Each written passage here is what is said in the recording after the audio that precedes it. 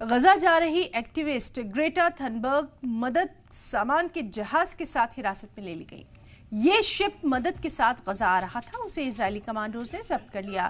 اتوار کو میڈیٹرینین سی میں ہائی وولٹیج ڈرامہ دیکھنے میں آیا۔ اس شپ پر سوار یورپین پارلیمنٹ کی ممبر ریما حسن نام نے کہا کہ اسرائیلی کمانڈوز نے پورے کرو کو ہائی سی ایریا میں گرفتار کر لیا۔ ریما حسن نے کچھ تصویریں سوشل میڈیا پلیٹ فارم ایکس پر پوسٹ کیں جس میں کرو کے ممبران کو لائف جیکٹ میں دیکھا جا سکتا ہے۔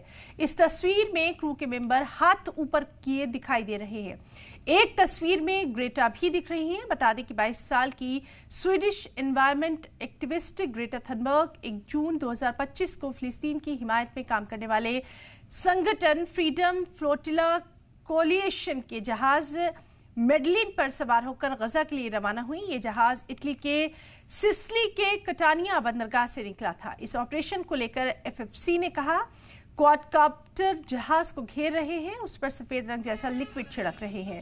ٹیلی کام سروس کو بھی نقصان پہنچایا جا رہا ہے۔ ریڈیو پر پریشان کرنے والی آوازیں آ رہی ہیں۔ ادھر اسرائیل کے وزیر خارجہ کی طرف سے پوسٹ میں ایک ویڈیو میں نوسینا کے ایک ملازم کو جہاز کو ریڈیو سندیش بھیجتے ہوئے دکھایا گیا، جس میں کہا گیا غزہ کے تٹ سے دور سمندری علاقہ بند کر دیا گیا۔